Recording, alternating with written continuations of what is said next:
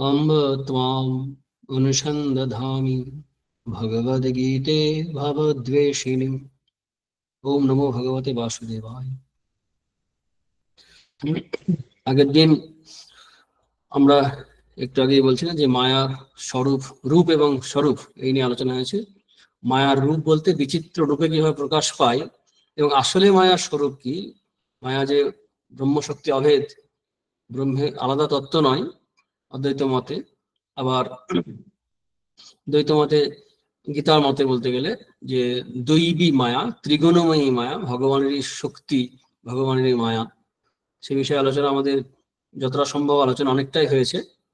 এরপর আহ মানে মায়ার স্বরূপ আলোচনার পরে পরে আমরা দেখেছি যে যারা ভগবানের শরণ গ্রহণ করেন তারা মায়া মেতাং তরন্তেতে। এখন কারা শরণ গ্রহণ করে না, দুষ্কৃত কর্মকারী, এবং দুষ্কৃত কর্ম করার জন্যই চিত্ত অশুদ্ধ থাকে, অশুদ্ধ চিত্তে ভাবভক্তি কিছু হয় না, তারপরেই শুদ্ধ চিত্তের কথা বলতে গিয়ে সুকৃতকারী, সুকৃতি অর্জুন চতুর্বিধা ভজন দেবাং, সেই শ্লোক নিয়ে আমরা আলোচনা করেছি। তারপরে জ্ঞানী, জ্ঞানী বলতে নিষ্কাম ভক্ত, ভগবানকেই চায়, ভগবানকে ভালোবাসে, ভগবানের থেকে কিছু চায় না, ভগবানকেই চায়। এবং এক ভক্তি, অন্য কোনো ভক্তি নেই, যেমন জগতের অন্য কোনো তত্ত্ব তার কাছে প্রকাশ পায় না, একমাত্র ভগবানই বিরাজ করেন এবং ভগবান তার আত্মস্বরূপ, সেই জন্য একভক্তি হয়। এবং নিত্যযুক্ত যেহেতু আত্মস্বরূপ, সেগুলো আমরা আলোচনা করেছি। এরা সবাই ভালো, বিভিন্ন জীবনের বিভিন্ন স্তরে, বিভিন্ন সাধনার বিভিন্ন স্তরে আছেন, কিন্তু তাদের মধ্যে জ্ঞানী সর্বোচ্চ। কেন? কারণ বহু জন্মের পর সাধারণভাবে জ্ঞানবান ব্যক্তি এর অনুভব হয় এরকম যে সর্বভূতে সেই ঈশ্বর বিরাজ করছেন দ্বৈতবাদের দিক থেকে। আবার অদ্বৈতবাদের দিক থেকে বলতে গেলে সচ্চিদানন্দ স্বরূপ, আত্মস্বরূপ, সর্বভূতে দর্শন হচ্ছে ঈশাবাস্যমিদমের যে রেজাল্ট আমরা ঈশোপনিষদে পাই, সব জায়গাতে ভগবান বিরাজ করছেন। এখন কিছু কিছু মানুষ আছে এই জগতে যারা ভগবানের ভজনা করে না। তারা কেন করে না সেটা আরো বিস্তৃত আকারে পরের শ্লোকে বলছেন, 20 নম্বর শ্লোকে, আজ থেকে আজ যেখান থেকে হবে। কামঞ্চৈস্তহিত জ্ঞান প্রপদ্যন্তন্য দেবতাঃ তং তং নিয়মাস্থায় প্রকৃত্তা নিয়তাশয়া। মানে কামনার দ্বারা, বাসনার দ্বারা অপহৃত জ্ঞান তারা প্রপদ্যন্তে, তারা শরণাগত হচ্ছে কার না, অন্য দেবতা। এখন দেবতা এবং ভগবানের মধ্যে সামান্য পার্থক্য আছে, সামান্য বেশি বড়ই পার্থক্য। দেবতা একটা নির্দিষ্ট ঈশ্বর হচ্ছেন কি, সংক্ষেপে বলতে গেলে ঈশ্বর হচ্ছেন সৃষ্টি স্থিতি প্রলয়কারী, জীবের ভক্তি মুক্তি দিতে পারেন, জ্ঞান দিতে পারেন, বৈরাগ্য দিতে পারেন, পরম লক্ষ্যে নিয়ে যেতে পারেন। কিন্তু সাধারণ যে দেবতারা আছে তারা আমাদেরই এই জগতে যেমন বিশিষ্ট ব্যক্তিত্ব থাকে, ক্ষমতাবান, কিছু দিয়ে দিতে পারে, অর্থের থেকে হোক বা বিদ্যার থেকে হোক দিতে পারে, সেরকম জাগতিক যেমন লাভ হয় তেমনি অতি জাগতিক দিক থেকে, পারলৌকিক দিক থেকে অনেক পাওয়ারফুল। এই দেবতা দু রকমের হয়। আমাদের এই জীবী বিশিষ্ট কর্মের দ্বারা দেবতা হন, যেমন ইন্দ্র, বরুণ, মিত্র, এরা বিশেষ কর্ম করার জন্য ওই পোস্ট, ইন্দ্র, বরুণ, দেবতা এগুলো একটা পোস্ট, কিন্তু ওখানে জীব কর্ম গুণে ওই ইন্দ্রত্ব লাভ করে, বরুণত্ব লাভ করে। আবার বলতে গেলে আমরা অষ্টম অধ্যায়ে অনেক পাবো বিস্তৃত আকারে যে দেবতা মানে ভগবানের যে কর্মধারা, তার বিশিষ্ট ডিপার্টমেন্টের একজন যেন হেড, ইনচার্জ, দেখাশোনা করছেন। হাতের দেবতা ইন্দ্র, এরকম চোখের দেবতা, এরকম ভাগ ভাগ করা আছে। তো এই দেবতা এছাড়াও গ্রাম্য অনেক দেবদেবী আছে, সাধারণত ওই দেবদেবীর কথাই বিশেষ করে বলা হয়। এই এই দেবতার প্রতি তারা আসক্ত হয় জাগতিক লাভ, সাধারণ লাভের জন্য। তারা ভগবানের যে ভক্তি করবে, মুক্তি লাভ করবে, এই তত্ত্ব এবং তারা যে বদ্ধ, এই তত্ত্ব তাদের কাছে পরিস্ফুট হয় না।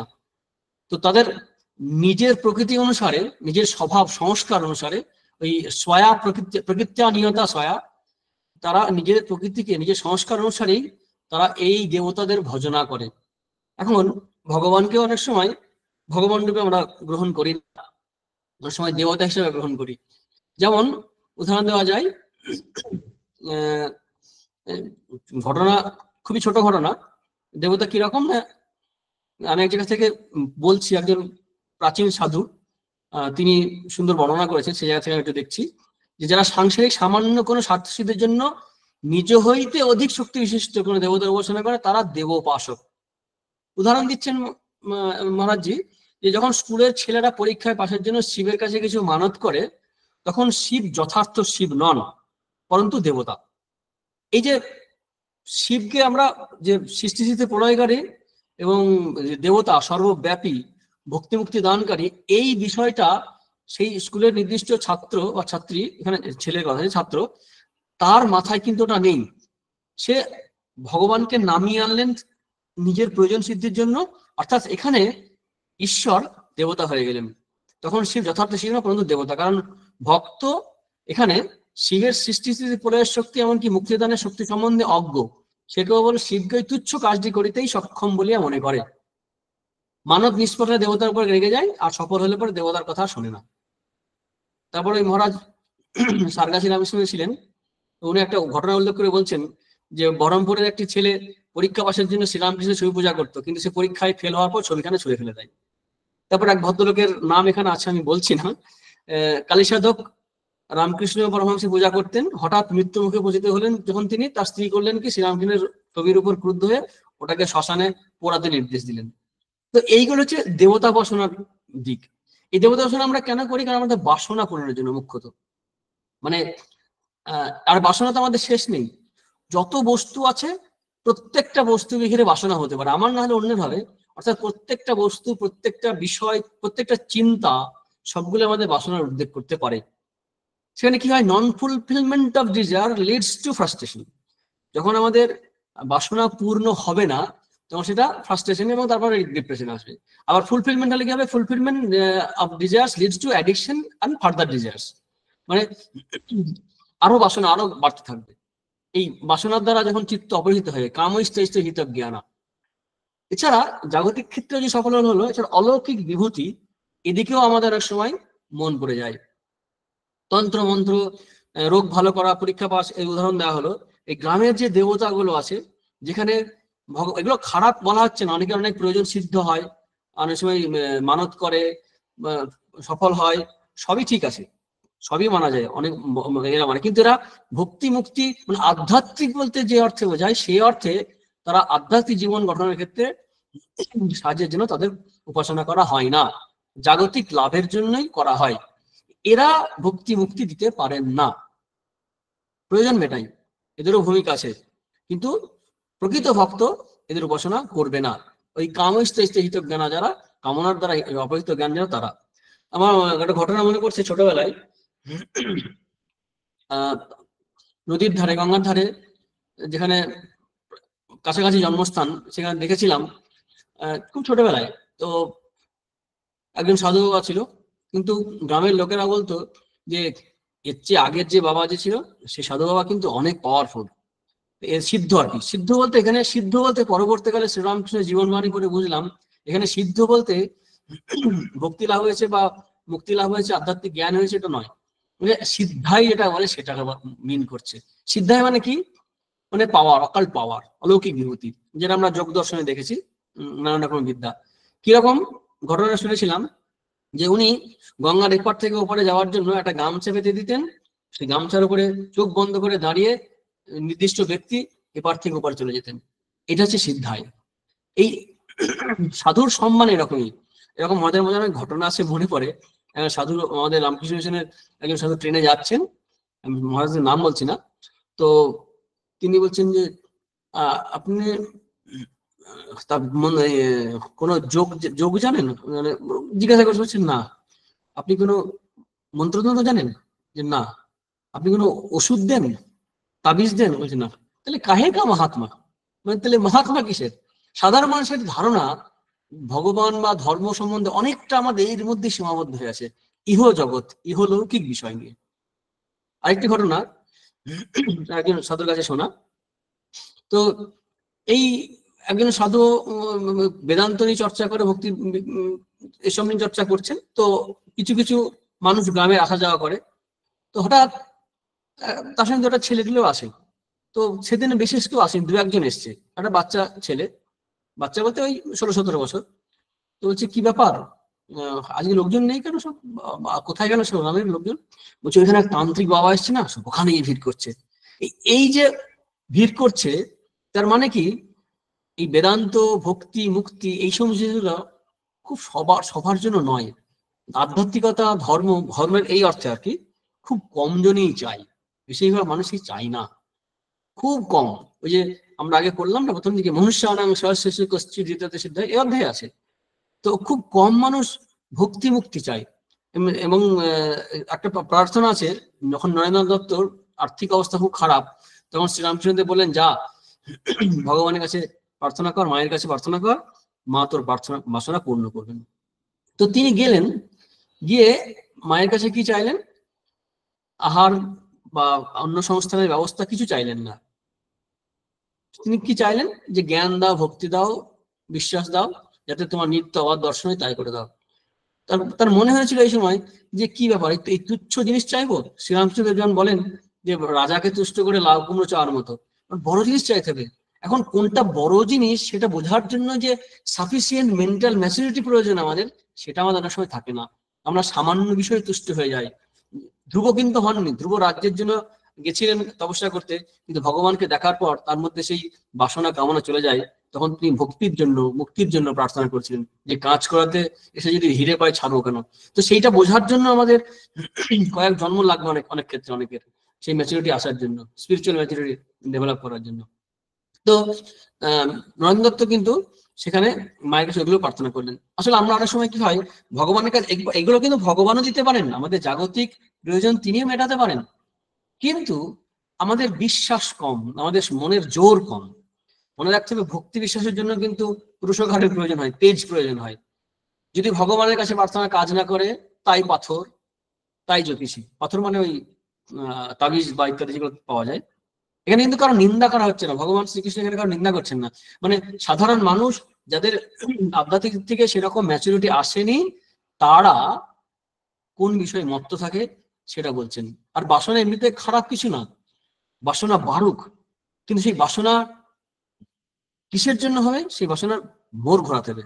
বাসনার উদ্দেশ্যে, বাসনা সাধনার উদ্দেশ্য হচ্ছে বাসনা বৃদ্ধি করাই। কিন্তু যদি খুব মাইনিউটলি দেখি আমরা সাধনার উদ্দেশ্য কি, আমাদের বাসনাগুলো এত ছোট্ট, এত ক্ষুদ্র এবং এত পাওয়ারলেস, কম পাওয়ার, সামান্য বিষয় চাই, না পেলে অপশন খুঁজে, অন্য খুঁজে, এটা খুঁজে, এটা খুঁজে। আমাদের বাসনা অনেক বাসনা, সে বাসনাগুলো দুর্বল বাসনা, তেজ নেই। বাসনা বাড়াতে হবে, তীব্র করতে হবে, যে বাসনা অন্য বাসনাকে আর আসতে দেবে না। শ্রীরামকৃষ্ণের উদাহরণ আছে যে অনুরাগ বাঘ কাম ক্রোধ রূপ যে শত্রুগুলো আছে ওকে খপ খপ করে খেয়ে নেয়। অর্থাৎ বাসনা এতই বাড়াতে হলে, এই জগতের বাসনা নয়, ভগবানের জন্য বাসনা, ভক্তির জন্য, মুক্তির জন্য বাসনা, সেই বাসনার তীব্রতা বাড়বে, ইন্টেন্সিটি বাড়বে, ডিউরেশন বাড়বে সেটাকে পাওয়ার জন্য। এটাই কিন্তু সাধারণ উদ্দেশ্য। খুব মাইন্ডলি বিচার করলে পরে জ্ঞান, কর্ম, ভক্তি সব পথেই আমাদের বাসনার যে ত্যাগ করতে বলা হচ্ছে, এটা হচ্ছে এই জাগতিক বাসনা, জগৎ নয়, জগন্নাথের জন্য বাসনা, জগতের জন্য নয়। যে কথাটা বারবার আমরা আমরা বলছি। তো এই দিক থেকে বাসনার দ্বারা অপহৃত চিত্ত কামস্তেহিত জ্ঞান প্রপদ্যন্তেন দেবতা তং তং নিয়ম আস্থায় প্রকৃত্তানিয়তসায়া। এবং ভগবান কি বলছেন, ইয়ো ইয়ো ইয়াং ইয়াং তনুং ভক্ত শ্রদ্ধার্চিতমিচ্ছতি তস্য তস্য অচলং শ্রদ্ধং তমেব বিদধাম্যহম।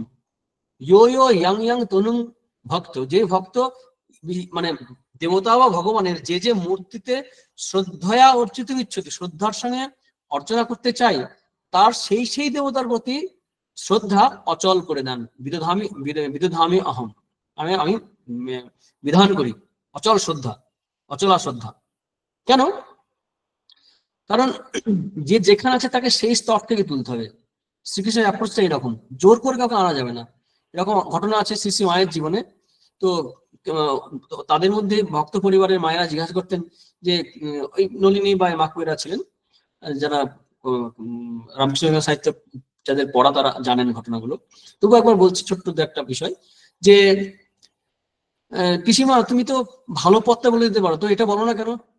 কাউকে সংসারে করছে, সংসারী বিষয়ে বলছো, ভগবানের কথা বলছোই না, সাধু হওয়া তো দূরের কথা, সন্ন্যাসিনী হওয়া তো দূরের কথা, কিন্তু তুমি তো তাদেরকে অন্য পথে দিচ্ছ না।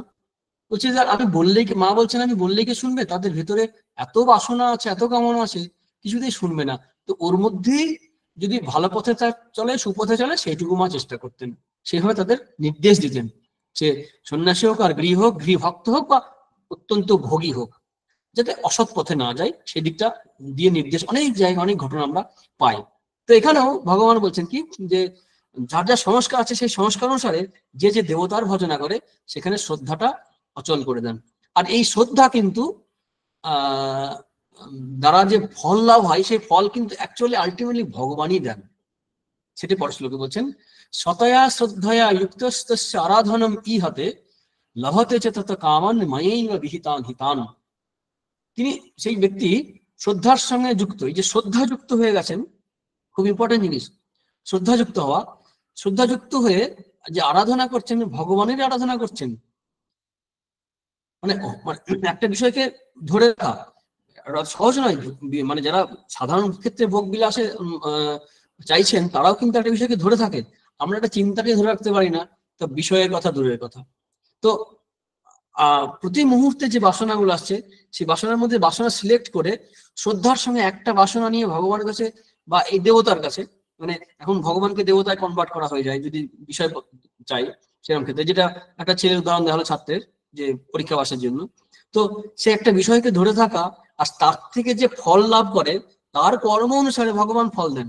মনে রাখতে হবে আমাদের কর্মের ফল ভগবান দেন, আমারই কর্মের ফল যদিও, কারণ কর্ম নিজে অচেতন। যদিও মীমাংসা দর্শনে অপূর্ব ইত্যাদি স্বীকার করা হয়, ঈশ্বরের কথা বলা হয় না, কিন্তু চেতন তত্ত্ব থেকে স্বীকার করতে হয়। কারণ একটা উদাহরণ দিলে পরিষ্কার বোঝা যাবে। যেমন কোন একজন অল্পবয়স্ক বিধবা, তাকে সেবা করতে গেছে দুজন, একজন পাপ মন নিয়ে গেছে তাকে হেল্প করছে, টাকা পয়সা জিনিসপত্র দিচ্ছে, আর একজন ভালো মন নিয়ে যাচ্ছে, সেবার মনোভাব নিয়ে। দুটো ঘটনা কিন্তু এক দূর থেকে, কিন্তু এই যে সচেতন মনের মধ্যে তার যে বৃত্তি আছে, এটা কিভাবে ম্যানেজ করা যাবে? হচ্ছে না, এর সাক্ষী বা এটাকে ম্যানেজ করার জন্য একটা নিশ্চয়ই কন্ট্রোলার প্রয়োজন। যেমন কম্পিউটারকে ফিক্স করে দেয় ঠিকই, কিন্তু যদি শুরুর থেকে তাকানো যায়, কেউ না কেউ এই প্রোগ্রাম বা প্রজেক্টগুলো তৈরি করেছে, সচেতন কোনো প্রয়াস থাকেই। তাই ভগবান আমাদের শাস্ত্রে বেদান্তে বলা হয় যে তিনি কর্মফল দাতা এবং কর্মাধ্যক্ষ, তিনি কর্মফল দান করেন। তো যে সমস্ত আমরা ফল লাভ করি আমাদের কর্ম অনুসারে, সে দেবতা উপাসনায় হোক বা জাগতিক ক্ষেত্রে আমাদের পরিশ্রম করেই হোক, পড়াশোনার ক্ষেত্রে হোক, কাজকর্ম ক্ষেত্রে হোক, গাছপালা লাগিয়ে চাষবাস করে, সব ক্ষেত্রেই, অফিসের কাজে আমরা যে ফল লাভ করি সেই ফল কিন্তু ভগবানই দিচ্ছেন, আমার কর্ম অনুসারে দিচ্ছেন অবশ্যই। এই যে দিচ্ছেন, অথবা যেটা বুঝতে পারি না, মনে করি এই দেবতা দিল, সে দেবতাও কোথা থেকে পাচ্ছেন? ভগবান থেকে দিচ্ছেন। অর্থাৎ আমরা নদীর সঙ্গে যুক্ত একটা পুকুর থেকে জল তুলছি, ভাবছি পুকুরই আমাকে জল দিচ্ছে, আসলে জলের মূল সাপ্লাইটা সে নদী থেকে আসছে বা সমুদ্র থেকে আসছে। তেমনি সবকিছুর দাতা স্বয়ং ভগবানই আমাদের ফল দান করেন। আর এই বাসনা ক্ষেত্রে প্রথমে তো সবাই বড় বিষয় ধরতে পারে না, আস্তে আস্তে ডেভেলপ করবে। সেই কারণে এগুলোকেও ভগবান এনকারেজ করছেন, এগুলোকে নিন্দনীয় বলছেন না। কারণ আমাদের জীবনে একটা ইম্পর্টেন্ট, একটা পাওয়ারফুল একটা ক্ষমতা আছে, একটা পাওয়ার আছে, যেটা কি ফ্রিডম অফ চয়েস। আমার প্রতি মুহূর্তে, every moment to have freedom of choice. সবসময় আমাদের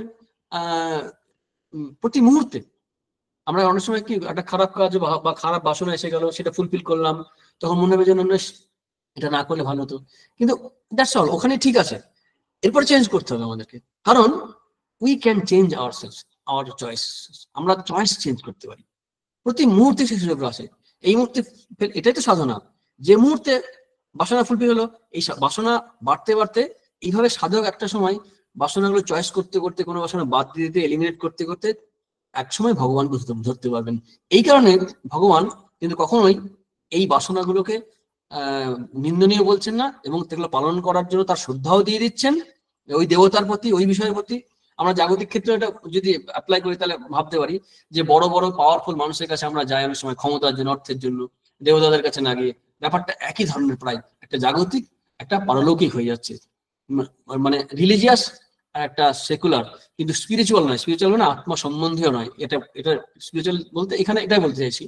তো সব আলটিমেটলি ভগবান থেকে আসছে, সবাই ভগবানকে ধরতে পারছে না, তাদের আস্তে আস্তে আসবে। এই যে ফ্রিডম অফ চয়েস থাকবে, বাসনা পূরণ হবে হবে না করতে করতে একসময় বিষয়ে বৈরাগ্য আসবে, যখন বুঝতে পারবে যে এই ফলগুলো নশ্বর, শেষ হয়ে যায়, আমার নিজের জীবনও নশ্বর, শেষ হয়ে যায়, এনার্জি চলে যায়। এই ব্যাপারটাই পরের শ্লোকে বলছেন। কি বলছেন? অন্তবত্তু ফলং তেষাং তদ্ভবত্যল্প মেধসং দেবান দেব যজো যান্তি মদ্ভক্তা যান্তি মামপি। এই অন্তবৎ, অন্তবৎ মানে অন্ত আছে, ফলং তেষাং তারা যে ফল লাভ করে সেটা খুব অল্প, অন্ত আছে, শেষ আছে। তারা অল্প মেধা, অর্থাৎ বুদ্ধি কাম, মেধা কাম। মেধা অর্থে বলা হয় যে গ্রন্থার্থ ধারণা শক্তি বা শাস্ত্রার্থ ধারণা শক্তি, মানে যা, বা গুরু বাক্য ধারণা শক্তি, যা আমরা শুনছি শাস্ত্র বা গুরুজনদের কাছ থেকে বা গুরুদেবের কাছ থেকে, আচার্যের কাছ থেকে, সেটা ধারণা করার যে সামর্থ্য সেটা নেই, সেই মেধা নেই। সেই মেধা না থাকার জন্য, অল্প মেধা থাকার জন্যই তারা সাধারণ বিষয়গুলোই কামনা করে এবং সেই কামনার ফল পায়, সেই ফল হচ্ছে লিমিটেড, অন্তবাত, শেষ হয়ে যায়।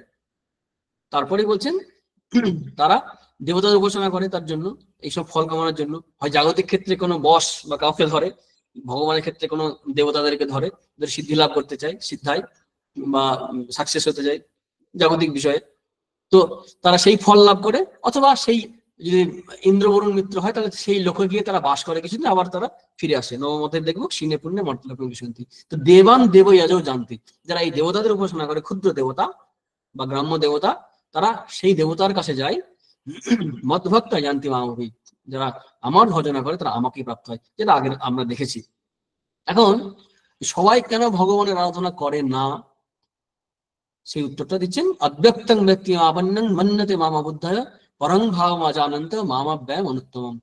আমি যে অব্যক্ত, অব্যক্ত মানে এখানে মায়া নয়, প্রকৃতি নয়, যে ভগবানের যে সচ্চিদানন্দ স্বরূপ, সৃষ্টি প্রলয়কারী যে ক্ষমতা সম্পন্ন ভগবান, তিনি যখন অবতার শরীর গ্রহণ করেন তখন তাকে তার যে পরম ভাব, বলছে পরম ভাব অজানন্ত মাম অব্যয় অনুত্তম। এখানে শ্রীকৃষ্ণ নিজের কথা বলছেন, অবতার হয়ে এসছেন, যে ভগবানের এই ব্যক্তি বলে মনে করেন।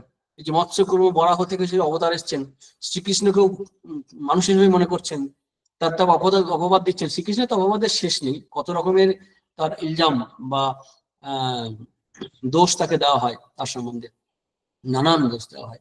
সমন্তক মুনি চুরির ঘটনা আছে, এছাড়া চারিত্রিক অনেক ত্রুটি বলা হয়। সমন্তক মুনি ফিরিয়ে দেওয়ার জন্য সত্যাজিৎ এসে কাহিনী ভাগবতে আছে, আপনারা জানেন, বলছি না। তো নিজেকে নির্দোষ প্রমাণ করতে হলো তাকে।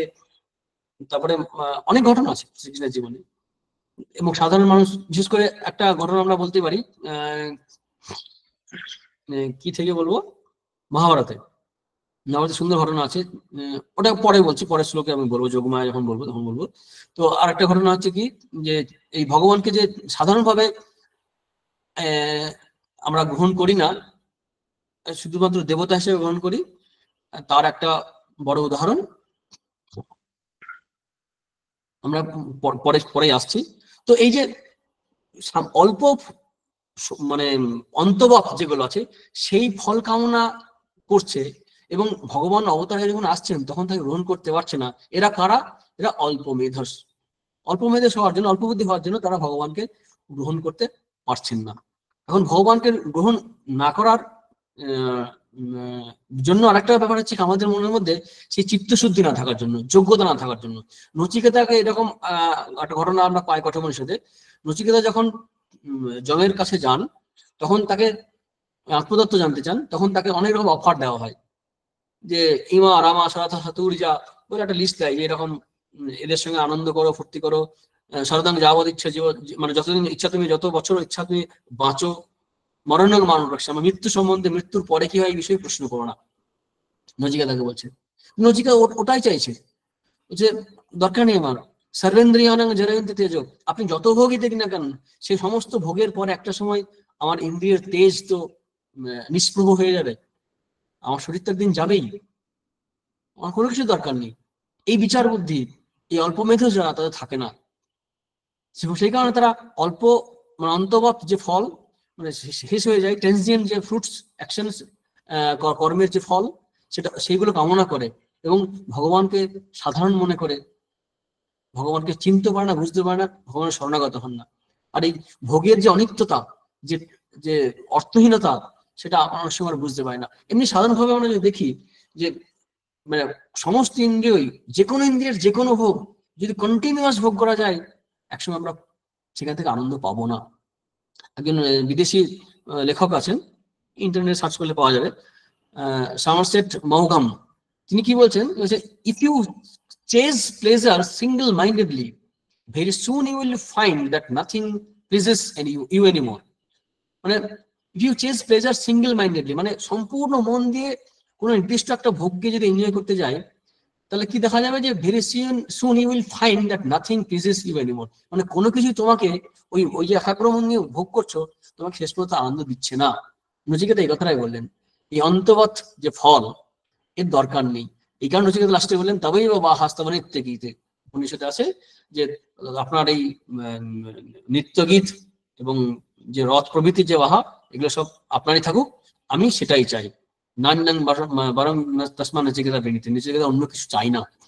তো এই যে জাগতিক বুদ্ধি সম্পন্ন যেমন এইরা একে তো স্বল্প মেয়াদী ফল চাই এবং ভগবানকে চাই না, এবং ভগবান যদি অবতার হয়ে আসেন তবু তাকে সাধারণ ব্যক্তি হিসেবে গ্রহণ করে, তাকে উচ্চকোটির কিছু বলে মনে করে না। আমরা এরকম যেমন শ্রীকৃষ্ণের জীবনে পাই, রামচন্দ্র জীবনে পাই, কথামৃত আছে, শ্রীরামকৃষ্ণ বলছেন এমনকি ঋষিরা পর্যন্ত অবতার হিসেবে ভগবান হিসেবে গ্রহণ করছেন না। হচ্ছে আমরা জানি রামচন্দ্রকে তুমি দশরথের বেটা, কথামৃত এরকম আছে। এবং সে তো দূরের কথা, শ্রীরামকৃষ্ণদেবকে তাকেও ভগবান বলে মানা যায় না। এমনকি একটা সময় ঘটনা এরকম আছে, স্বামীজিকে যখন বলে স্বামীজি বিশ্বাস করছেন না, শরীর যাওয়ার মুখে যখন সেই সময় শ্রীরামকৃষ্ণদেব বলছেন, তোর এখন অবিশ্বাস, যে রাম যে কৃষ্ণ সেই ইদানিং এই শরীরে রামকৃষ্ণ, তবে তোর বেদান্তের দিক দিয়ে নয়। বেদান্তের দিক দিয়ে নয় মানে কি, ওই যে সচ্চিদানন্দ সবার মধ্যে সমান, মানে আমি শিবহম, মানে আমি এই সৃষ্টি স্থিতি প্রলয়কারী কৈলাসবাসী শিব নয়, চৈতন্য সচ্চিদানন্দ শিবহম। সচ্চিদানন্দ এই অংশ যে আগের দিন আলোচনা হয়েছে আমাদের ভাগ ত্যাগ লক্ষণার দ্বারা, ওই চৈতন্যকে আমি এক, সেই অর্থে নয়, অবতার অর্থে, বেদান্তের ওই দিক থেকে নয়। যে বারে বারে যে আসেন ধর্মস্য গ্লানি, যেটা আমরা পড়েছি আমরা চতুর্থ অধ্যায়ে, যদা যদা ধর্মস্য গ্লানির ভবতি ভারত, ওই যে গ্লানি হলে আসেন, ভক্তের জন্য আসেন, ভগবান দুষ্ট নাশের জন্য আসেন। তো এই যে ভগবান আসছেন যুগে যুগে, সেই হিসাবেই বললেন যে আমি সেই হিসাবে যে রাম যে কৃষ্ণ সেই ইদানিং রামকৃষ্ণ। তো এই শ্রীরামকৃষ্ণকে অবতার হিসেবে কজন জানতে পারলো, এখনো এই নিয়ে ডিবেট হয়। বিদেশিরা যখন মানতে শুরু করলো, বিদেশে বিবেকানন্দ গেলেন, তখন লোকে ভাবছিল নাহলে একটা কিছু বটে, নাহলে সাদা চামড়ার লোকগুলোকে আরো মানছে। সাধারণভাবে দক্ষিণেশ্বরে কতজন ছিল, কজন মেনেছে, কজন জেনেছে, নিজের আত্মীয় স্বজনও জানতে পারেনি, বুঝতে পারেনি, এমনি মাকে তার ভাইরাই অনেক সময় বুঝতে পারতো না। এটা কেন পারে না? কারণ যোগমায়ার জন্য। যোগমায়াই এবার মানে মুগ্ধ করে রাখে।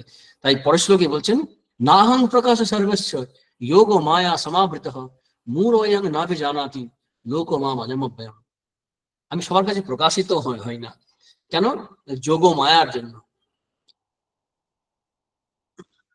যোগমায়া থাকার জন্য লোক জানতে পারে না, সবাই বুঝতে পারে না। এটা একটা নবম অধ্যায়ে আমার একটা শ্লোক মনে পড়ছে, এই অব্যক্ত আপনার কথা বলতে গিয়ে, যে নবম অধ্যায় 11 নম্বর শ্লোক, অবজানন্তি মাং মূঢ়াং মানুষিং তনুমাশ্রিতং পরং ভাব অজানন্ত মহভূত মহেশ্বরম। যে মূঢ় ব্যক্তিরা আমাকে মানুষ শরীর গ্রহণ করে এসছি, এই যে অবতার কথা এখন বলছিলাম একটু আগে, যে মানুষিং তনুমাশ্রিতম, সেটা আমার যে পরম ভাব ঈশ্বর তত্ত্ব না জেনে আমাকে সাধারণভাবেই মনে করে। কেন করে? যোগমায়ার জন্য। এখন যোগমায়া শব্দটা অর্থটা একটু আলোচনা করি, তারপর শ্লোকটায় যাচ্ছি। শঙ্করাচার্য যোগমায়া বলতে বলছেন, যোগ গুণানাং যুক্তি ঘটনাং সেইব মায়া যোগমায়া। যোগ কি? সাধারণভাবে বলতে গেলে যোগ হচ্ছে গুণানাং যুক্তি, গুণানাং যুক্তি, অর্থাৎ 3 গুণের যে সংযোগ, সত্য রজতম, এই 3 গুণের সংযোগে যে সেই যোগই হচ্ছে মায়া। শ্রীধর মধুসূদন সরস্বতী আবার সুন্দর বলেছেন যে ভগবান যে সংকল্প করেন তাই যোগ, আর সেই সংকল্প তার অধীনে, মানে যে সংকল্প তার অধীনে যে মায়া, তাই যোগ মায়া। ভগবত ইয়া সংকল্প সায়েব যোগ তৎ বশবর্তিনী ইয়া মায়া সা যোগ মায়া। ভগবানের যে সংকল্প তাই যোগ, আর তার অধীনে যে মায়া তাই যোগ মায়া। আনন্দগিরি বলছেন যে অনাদি অনাদিবার অজ্ঞানী হচ্ছে মায়া, যোগমায়া। তো যেভাবেই বলি না কেন, এই যোগমায়ার জন্যই কিন্তু আমরা ভগবানকে জানতে চাইছি না, জানতে পারছি না। নাহং প্রকাশ সর্বস্ব যোগ মায়া সমাবৃত মূঢ় এং নাভি জানাতি লোকম মাম অজম অব্যয়ম। এই যে এই এই এই জগৎ, এই লোকে যে মাম অজম অব্যয়ম, ভগবানের যে ঈশ্বর তত্ত্ব, ঈশ্বরের রূপ জানতে পারে না কেউ। এরকম ঘটনা আমরা মহাভারতেও পাই। মহাভারতে যেটা আমরা বলছিলাম একটু আগেই এই ক্লাসেই বলছিলাম যে শ্রীকৃষ্ণের জীবনে তো ওই শিশুপাল, কংস, দুর্যোধন এরা জানতে পারেনি। এমনকি বিষ্ণুর দর্শন যখন দুর্যোধন বন্দি বানাতে চাইলো তখনও তার বিশ্বরূপ দেখালেন, কিন্তু উনি ভাবলেন মায়া ভেলকি, জাদুঘরের যেমন হয়। এখন মহাভারতের এই সভাপর্বে একটা ঘটনা আছে, যখন ওই শিশুপাল বধ হচ্ছিল সেই সময় ঘটনা। তো শিশুপাল তো একের পর এক অপমান করে যাচ্ছেন, কাহিনী আমাদের জানা। তো সেখানে বিশ্বদেব সুন্দর কথা বলেছেন, বলছেন কৃষ্ণ এব হি লোকানাম উৎপত্তিরপি চাব্যয় কৃষ্ণশ্চ হি কৃতে বিশ্বম ইদং ভূতং চরাচরম অয়ং তু পুরুষ বাল শিশুপাল নবুধ্যতে সর্বত্র সর্বদা কৃষ্ণং তস্মাদেবং প্রভাসিত। কেন এই দুর্বাক্য বলছেন এবং প্রভাসিত? বলছে এই অব্যয় শ্রীকৃষ্ণ থেকেই সর্বলোক সমুৎপন্ন হয়েছে, লোকান উৎপত্তি। এই চরাচর স্বরূপ কৃষ্ণ কৃষ্ণ কৃষ্ণকৃত, ভগবান শ্রীকৃষ্ণ মানে ভগবানই করেছেন এইসব, গোটা বিশ্ববিদং ভূতং চরাচরম। অয়ং তু পুরুষ বাল শিশুপাল, শিশুপাল মূঢ়মতি বালক, এখানে বাল সংস্কৃতে নিন্দনীয়, ইম্যাচিওর। শিশুপাল নবুদ্ধতে, জানতে পারে না। সর্বত্র সর্বদা কৃষ্ণং তস্মাদ এবং ভবাস, মানে এই যে ভগবানকে চিনতে পারছে না, তাই সবসময় সর্বদা তাকে নিন্দাই করে গেছে, চিনতে পারছে না। আমরা শ্রীরামকৃষ্ণের জীবনেও দেখি যে হালদার পুরোহিত যিনি ছিলেন, তিনি ভাবতেন যে মথুরবাবুকে কোনোভাবে বশ করেছেন ভেলকি দেখিয়ে। তো কিভাবে বশ করেছে সেটা জানার জন্য একবার লাথি মারছেন যানবাজারের, সম্ভবত যানবাজারে, যে বল কি করে বশ করলি। শ্রীরামচন্দ্র অদর্শদর্শী এবং সহ্যগুণ সহনসুখ মানে যে তিতিক্ষা তার প্রতীক দেখালেন জীবকে, যে তিনি বললেনও না, আর বললে পরে মাথা থাকতো না ধরে। তো চিনতে পারছে না। হাজরা মশাই মাঝে মাঝে ভাবছেন একটা অসাধারণ কিছু হবে, তারই আত্মীয়, আবার মাঝে ভুলে যাচ্ছেন। হৃদয়ের আমতায় তো কখনো বুঝতে পারছেন, কখনো পারছেন না। আবার বুঝলে যে ধারণা করতে পারে এমন নয়। একবার শ্রীরামকৃষ্ণের অযোগ্যতার প্রয়োজন, অধিকারিত্বের প্রয়োজন। একবার মথুরবাবু বলেছিলেন যে এই ভাব যাতে হয়, একবার ভাব দিয়েছিলেন, ডিটেলস ঘটনায় যাচ্ছে না। পরে একদিন এসে বলছেন যে আপনার ভাব আপনি নেন, আমি সংসারে কাজকর্ম কিছু করতে পারছি না। হৃদয় রামের ক্ষেত্রে এই ঘটনা আছে। তিনি একবার বললেন, ও রামকৃষ্ণ চলো আমরা উদ্ধার করি জগৎ, আমরা সাধারণ মানুষ নই, আমি চিৎকার করিস না, লোকে কি বলবে। তো ভাব সবাই পেলে ভগবানকে দেখলে যে বুঝতে পারে এমন না। আমরা একাদশ অধ্যায় দেখবো, প্রসঙ্গ বড় হয়ে যাচ্ছে, আমরা একাদশ অধ্যায় দেখবো ভগবান লাস্টে যখন শ্রীকৃষ্ণ দেখতে চাইলেন, অর্জুন দেখতে চাইলেন, শ্রীকৃষ্ণের বিশ্বরূপ দেখালেন, পরে বলেন দরকার নেই, আমাকে সেই মানুষ রূপ দেখো। তখন সংবিত সচেত আহগত, তখন বলবেন যে আমি স্থির হতে পেরেছি, এই বিশ্বরূপ দেখে আমি ভয় ভয় মোহিত হয়ে যাচ্ছি। আসলে কি, ভগবানকে জানার জন্য না আমাদের যোগ্যতার প্রয়োজন, এবং সেই যোগ্যতা তিনিই কৃপা করে দেবেন। আমাদের সাধনা, আমাদের আগ্রহ, আমাদের চেষ্টার প্রয়োজন আছে। সেই কথাটাই ভগবান পরে পরে বলবেন। তার আগে ভগবান কি বলছেন, যে দেখো অর্জুন, আমি সব জানি, অতীত বর্তমান ভবিষ্যৎ, যেটা চতুর্থ অধ্যায়ে বলেছেন। বেদাহং সমদিতানি বর্তমানি চ অর্জুন ভবিষ্যানি চ ভূতানি মাং তু বেদানি কশ্চিন। ঈশ্বর রূপে ভগবান শ্রীকৃষ্ণ ঈশ্বর রূপে সব জানেন, যা হয়ে গেছে সমদিতানি, বর্তমানে যা আছে, এবং ভবিষ্যানি চ, যা ভবিষ্যৎ হবে, ভূতানি জীব, ভূত বিষয়। কিন্তু কোনো জীব ভূতানি মাং তু বেদানা কশ্চিন, কেউ আমাকে জানতে পারে না। কেন জানতে পারে না? কারণ তাদের মন প্রস্তুত নয়। মন প্রস্তুত না হওয়ার মুখ্য কারণ কি? আমরা বাসনার দ্বারা, ইচ্ছা এবং দেশ, লাইকস এন্ড ডিসলাইকস দ্বারা অভিভূত হয়ে থাকি। ইচ্ছা আদেশ সমুত্থেন, পরের শ্লোক, ইচ্ছা দেশ সমুত্থেন দ্বন্দ্ব মোহেন ভারত সর্বভূতানি সম্মোহং সর্গে ইয়ান্তি পরন্তপ। খুব গুরুত্বপূর্ণ একটা বিষয়, যে লাইকস এবং ডিসলাইকস, এর থেকে আমাদের দ্বন্দ্ব তৈরি হয়। মানে পছন্দ করি, পছন্দ করি না, ভালো লাগে, ভালো লাগে না, এর দ্বারা কিন্তু আমাদের জীবনটা চলে। সাধারণভাবে যদি ভালোভাবে দেখি আমাদের জীবনটা, আমাদের জীবনের গল্পটা কি, প্রিয় এবং অপ্রিয়ের, চাওয়া পাওয়া না পাওয়া, এই গল্পেই ভরপুর আমাদের জীবন। এই হচ্ছে আমাদের জীবনের কাহিনী। ইচ্ছা দেশ, ইচ্ছা মানে প্রিয়, চাইছি, দেশ মানে চাইছে না, অ্যাভয়েড করতে চাইছি। এই যে প্রিয় কামনা, অপ্রিয় ত্যাগ, এই যে বাসনা আমাদের, এই প্রিয় এবং অপ্রিয়ের তাড়নায় আমাদের মন সবসময় চঞ্চল এবং অস্থির, এবং আমাদের জীবনে যে ডিসিশন গুলো নিই আমরা এখান থেকেই নিই। এই যে দ্বন্দ্বগুলো চলতে থাকে এখান থেকেই। সর্বভূতানি সম্মোহং স্বর্গে যান্তি পরন্তপ, সৃষ্টিকাল থেকেই, উৎপত্তি থেকেই সম্মোহিত হয়ে আছে সমস্ত জীবগুণ ইচ্ছাদেশ থেকে। এর দ্বারা আমরা অনেক সময় ডিসিশন নিতে পারি না, ভালো মন্দ বুঝতে পারি না, সাধারণভাবে জ্ঞান অর্জন করতে পারি না। শঙ্করাচার্য ভাষ্যে সুন্দর বলছেন, পূজনীয় স্বামী রঙ্গনাথনজি মহারাজ, আমাদের অধ্যক্ষ, ত্রয়োদশ অধ্যক্ষ, 13th প্রেসিডেন্ট মহারাজ, তিনি এই শ্লোকটা শঙ্কর ভাষ্য নিয়ে খুব সুন্দর আলোচনা করেছিলেন। তো শঙ্কর ভাষ্যটা অসাধারণ, যে ইচ্ছাদেশ আমাদের সাধারণ জ্ঞানের ক্ষেত্রে কিরকম প্রতিবন্ধ হয়ে দাঁড়ায় আর কি, জ্ঞান লাভের ক্ষেত্রে। কারণ আমরা যদি কোনো বিষয় পছন্দ করি সেটা জানতে চাইবো, আর যেটা পছন্দ না করে জানতে চাইবো না। আমরা কোনো তদন্ত করতে গেলে, সাধারণ ক্ষেত্রে উদাহরণ দিলে বোঝা যাবে, যে কোনো ইনভেস্টিগেশন করবো, তখন নিজের লোক হলে, নিজের আত্মীয় স্বজন হলে পরে, বা কোনো কিছু চাপতে চাইলে সেই তদন্ত আমরা যেভাবে নির্মোহ দৃষ্টিতে করতে পারবো না, একই ঘটনা ঘটবে এখানে। নির্মোহ দৃষ্টিতে করতে গেলে আমাকে আনবায়াসড হতে হবে, আনবায়াসড হতে গেলে আমার লাইকস ডিসলাইকস, পছন্দ অপছন্দ থেকে দূরে থাকতে হবে। সেই কারণে যারা নিঃস্বার্থ এবং বাসনার দ্বারা তাড়িত নন, তারা যে পরিমাণে বিশেষজ্ঞরা বলে থাকেন, তারা যে পরিমাণে জ্ঞান অর্জনের সমর্থ হন, সাধারণত এই ইচ্ছাদেশের দ্বারা তাড়নায় যারা সবসময় অস্থির হয়ে থাকে, তারা ততটা জীবনের ক্ষেত্রেও জাগতিক জ্ঞান অর্জন করতেও পারেন না। সেই কারণে আমি এটা আমি রেখেছি সামনে, ওটা একটু পড়বো বলেই। শঙ্কর ভাষ্যটা অসাধারণ সুন্দর। ইচ্ছা দেশের যে শ্লোকটা, নহি ইচ্ছা দেশ দোষ বশীকৃত্য চিত্তস্য যথা ভূতার্থ বিষয় জ্ঞান উৎপদ্যতে বহি অপি। মানে ইচ্ছা এবং দেশ এর দ্বারা বশীভূত যে চিত্ত, সেই বশীভূত চিত্তের দ্বারা যে জ্ঞান অর্জন করবে, যথা ভূতার্থ বিষয় জ্ঞান, যথা ভূতার্থ বিষয় জ্ঞান মানে বাহ্য বস্তুর যে জ্ঞান যথার্থভাবে উৎপন্ন হয় না, বহি অপি, অর্থাৎ জাগতিক বিষয়ে, ইন দিস ওয়ার্ল্ড, এই জগতেও। তারপরে বলছেন, কিমু বক্তব্যম তভ্যাম আবিষ্ট বুদ্ধে সংবরস্য প্রত্যগাত্মনি বহু প্রতিবন্ধে জ্ঞানং না উৎপদ্যতে ইতি। এবং সাধারণ ক্ষেত্রে যদি এটা না হয়, তাহলে আত্মা চৈতন্য, যা অত্যন্ত দুর্গেয়, খুব কঠিন বিষয়, সেই বিষয় জানতে গেলে তো আমাদের ইচ্ছা দেশের বাইরে যেতেই হবে। আরো এটাকে দুটি শব্দ ব্যবহার করেছেন শঙ্করাচার্য, তার বস্তুতন্ত্র জ্ঞান আর পুরুষতন্ত্র জ্ঞান। বস্তুতন্ত্র জ্ঞান মানে ফ্যাক্ট অ্যাজ ইট ইজ, যা আছে তাই, আমার ভালো লাগে বলে নয়, ওপিনিয়ন নয়, নলেজ, ফ্যাক্ট, যেটা যেরকম আছে সেটাকে সেভাবে গ্রহণ করা, সেটাকে বলে বস্তুতন্ত্র জ্ঞান। আর পুরুষতন্ত্র জ্ঞান হচ্ছে কি, যে আমার মানে অ্যাকচুয়ালি পুরুষতন্ত্র জ্ঞান বলা যাবে না, আমার ওপিনিয়ন, আমার মত, আমার পছন্দ অপছন্দের ব্যাপারটা। জ্ঞান অ্যাকচুয়ালি ঠিক জ্ঞান বলতে গেলে বস্তুতন্ত্র জ্ঞানকেই জ্ঞান বলা হয়। ওখানে আমাদের প্রসঙ্গ এরকম আছে, যেখান থেকে আমরা এই শব্দগুলো পাই, যে আত্মতত্ত্ব, ঈশ্বর তত্ত্ব যে আছে, সেটা কিন্তু এরকম নয় আমি মনে করলাম, কল্পনা করলাম বলেই আমার আত্মা আছে, চৈতন্য, আমি সচ্চিদানন্দ, তা নয়। এটা ফ্যাক্ট, আমরা জানি না সেটা আলাদা কথা, এটা ফ্যাক্ট। সেখানে এর বস্তুগত অস্তিত্ব আছে, এরকম নয় যে ঈশ্বর নেই, এরকম নয় যে আত্মা বা চৈতন্য নেই, বস্তুতন্ত্র জ্ঞান।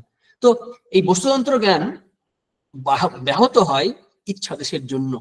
কারণ আমাদের ইচ্ছা থাকার জন্য, আমরা সেই বিষয়ে অনুসন্ধান করার জন্য আমাদের ধৈর্য, একাগ্রতা, ত্যাগ, স্যাক্রিফাইস আমরা অবলম্বন করতে পারি না। তাই সুন্দরভাবে বলছেন উদাহরণ দিয়ে, যে নহি ইচ্ছা দেশে দোষ বশীকৃত্য চিত্তস্য যথা ভূতার্থ বিষয় জ্ঞান উৎপদ্যতে বহি অপি। মানে বাইরের বাহ্য জগতেরও জ্ঞান যদি, যার মধ্যে ইচ্ছা দেশ খুব প্রবল, সে এই জ্ঞান অর্জন করতে পারে না।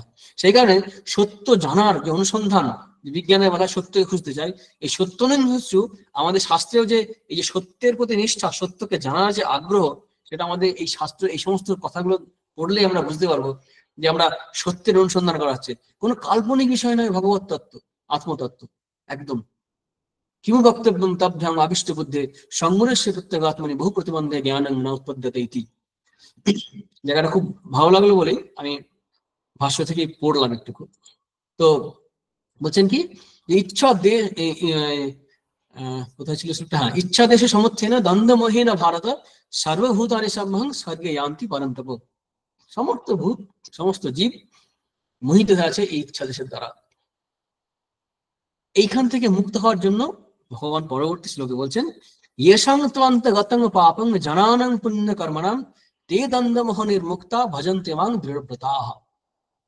ইয়েষাং চুত অন্তগতং পাপং, এই যে দুষ্কৃত করা, এই সুকৃত করা আমরা আগে পেয়েছি, যাদের সমস্ত পাপ অর্থাৎ অশুদ্ধি, মনের চিত্তের মালিন্য নষ্ট হয়েছে, সেই সমস্ত পুণ্য কর্মকারী তারা এই যে দ্বন্দ্ব, লাইক্স ডিসলাইক্স এর কথা বলা হলো, শীতৃষ্ণ গ্রীষ্ম বর্ষা এসব তো আছেই, এইগুলো থেকে মুক্ত হয়, তখন তারা ভগবানকে ভজনা করেন এবং তারা তখন দৃঢ়ব্রত হয়, এবং দৃঢ়ব্রত হতে হতেই ভজনা করে, ভজনা করতে করতে দৃঢ়ব্রত হতে পারেন।